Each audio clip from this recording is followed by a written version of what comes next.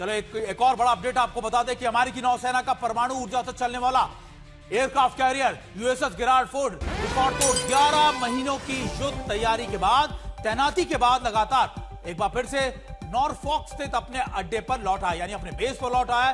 लौटने की तस्वीरें भी इसको जारी की गई है। कहा जा रहा है कि शानदार स्वागत किया गया और इस पूरे एयरक्राफ्ट कैरियर पर मौजूद तमाम बड़े लोगों को, या फिर आप कह सकते हैं उनके ऑफिसर्स को, उनके मरीन्स को संबोधन करने के लिए वहां पर खुद अमेरिका के अधिकारी पहुंचे थे। 11 महीने की तैनाती के बाद ये वापस लौटा है। आपको बता दें कि लंबे समय तक इसकी तैनाती इजराइल की सुरक्षा के लिए की गई थी। मेडिटेरियन सी के अंदर इसको तैनात किया गया था ताकि ईरान, हूतिया कहीं से भी हिजबुल्लाह की तरफ से होने वाले हवाई हमले, मिसाइल हमलों से वो इजराइल को सुरक्षित रख सके। अभी भी अमेरिका के 2 एयरक्राफ्ट कैरियर इस समय गल्फ ऑफ ओमान में मौजूद हैं, जिसमें अब्राहम लिंकन और बुश दोनों एयरक्राफ्ट कैरियर इस समय गल्फ ऑफ ओमान में उनकी तैनाती की हुई है।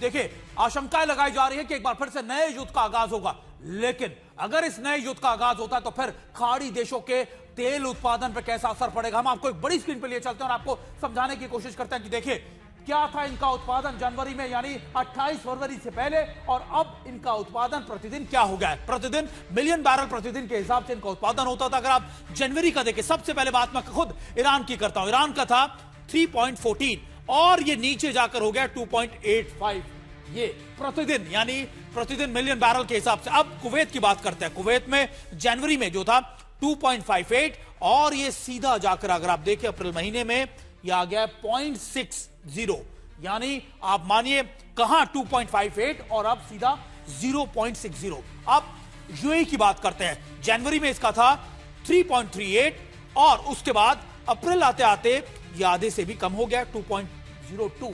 और अब बात करते हैं ऊपर सऊदी अरब की।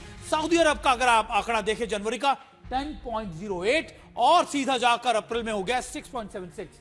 ये उन 4 मुल्कों का आंकड़ा है जो हमने आपको सबसे पहले दिखाया। मिडिल ईस्ट के तमाम देश जो हैं वो लगातार इस बात को लेकर परेशान है कि अगर एक बार फिर से जंग का आगाज होता है तो फिर इनको ऑयल जो इनका उत्पादन है उस पर सीधे तौर पर इन पर असर पड़ेगा। और आप मानिए ये सिर्फ अप्रैल तक के आंकड़े हैं, मई में क्या हालत होगी, या फिर अभी इनको अपने आप को रिवाइव करने में कई महीनों का दौर लगेगा, उसके बाद ही अपनी नॉर्मल प्रोडक्शन पर ये आ पाएंगे। माना जाता है कि करीबन 6 महीने का वक्त कम से कम लग सकता है इनको नॉर्मलसी पर आते आते। लेकिन अगर ये दोबारा से इसी तरीके से स्थिति बनी रही तो फिर आप मानिएगा कि ये ऑयल जो आप कह सकते हैं उत्पादन, वो सीधे तौर पर बंद ही माना जाएगा। हमारे साथ दोनों खास मेहमान हमारे साथ जुड़े हैं। हमारे साथ मेजर जनरल ए के सिवाज और मेजर जनरल हमारे साथ संजय मेस्टन सर जुड़े हैं। ए के सिवाज सर, सबसे पहला सवाल यही कि अमेरिका की तरफ से, डोनाल्ड ट्रंप की तरफ से जो हालिया बयान दिए गए हैं, क्या उनसे संकेत लगाया जाए कि सिर्फ और सिर्फ एक साइकोलॉजिकल प्रेशर है, या सच में अब उनके हाथ में कुछ नहीं है, शायद उनके पास सिर्फ और सिर्फ अब युद्ध का ही विकल्प बचा है? हाँ बिल्कुल, देखो सुमित, सच्चाई ये है कि अभी भी होप है कि कहीं ना कहीं बातचीत का दौर स्टार्ट हो सकता है। एक प्रेशर टैक्टिक्स कर रहे हैं डोनाल्ड ट्रंप कि लास्ट रिसोर्ट पे प्रेशर डाला जाए ईरान पे। चीन की तरफ से उनको लगता था कि कोई प्रेशर डलेगा, वहां तो प्रेशर डला नहीं। मगर ये भी सच्चाई है, अगर बातचीत का दौर नहीं चलता है तो फिर अमेरिका बिल्कुल तैयार है। ये अलग है कि क्या अमेरिका वैसा ही हो परिणाम लाएगा जैसा पिछली बार हुआ था, ये कहना मुश्किल है। क्योंकि इस बार जो ईरान ने भी बहुत ज्यादा अपने आप को तैयार कर लिया है, उसके पास 40 से 50% अभी भी जो एक प्रकार से मिसाइल, रॉकेट, ड्रोन का भंडार है। और वो अगर उनके ऊपर हमले होते हैं, उनके ऊपर जो उनके ऑयल सेक्टर पे हमले होंगे, उनके ब्रिजेस पे होंगे, उनके बाद वो पलटवार करेंगे मिडिल ईस्ट कंट्रीज के जितना भी इनका एनर्जी सेक्टर है, इनके डीसैलिनेशन प्लांट्स हैं, और इनका टूरिज्म बिल्कुल खत्म हो जाएगा। तो ये सोचना कि ईरान को अमेरिका खत्म कर देगा अगर इस बार हमला होता है तो शायद बहुत बड़ी गलती होगी। और एक सबसे बड़ा इंपॉर्टेंट टूल है बाब अल मंदेब। इस बार जो पहली बार जो हमला हुआ है उसमें बाब अल मंदेब को बंद नहीं किया गया। अगर बाब अल मंदेब बंद हो जाता है तो 35% ऑयल और गैस जाती है, और वहां पर करीब की 50% का करीब जो बाकी का जो ट्रेड है एशिया से यूरोप जाता है। तो आप देखिए क्या इंपैक्ट होगा।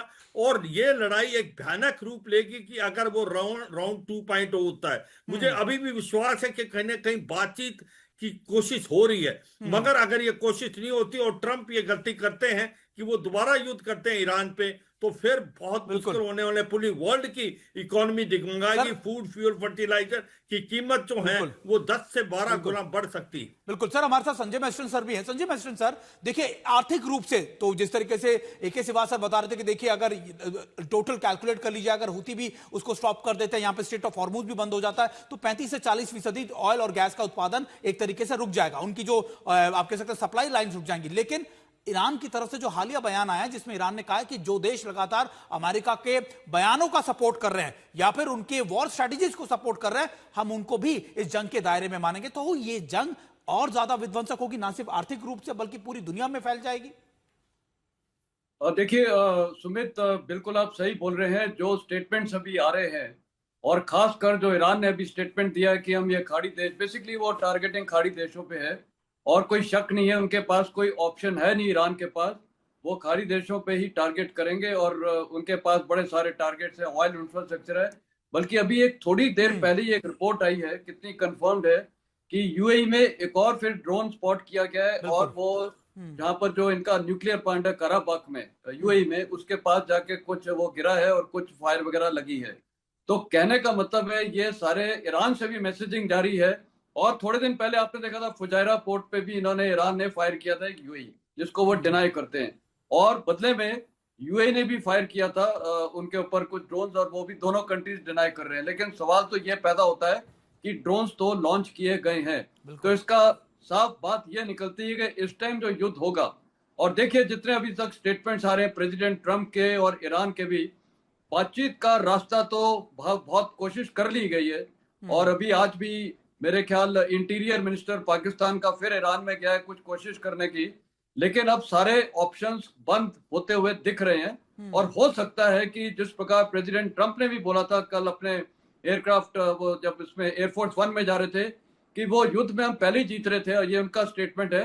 लेकिन ये कुछ मेरे बड़े अच्छे दोस्त हैं जैसे पाकिस्तान आसिम मुनीर, उन्होंने मेरे को फोन करके ये थोड़ा युद्ध को टालने के लिए बोला। तो कहने का मतलब है कि अब स्टेटमेंट जितने आ रहे हैं, हो सकता है कि अभी युद्ध भड़क सकता है, और अगर भड़कता है तो कोई डाउट नहीं है ईरान पूरे खाड़ी देशों में टारगेटिंग करेगा। लेकिन इस टाइम फर्क यह होगा कि सऊदी अरेबिया जैसे देश और यूएई जैसे देश ये भी वापस में काउंटर रिटेलिएटरी फायर बिल्कुल करेंगे। बिल्कुल सर, आप बने रहिए दोनों हमारे साथ।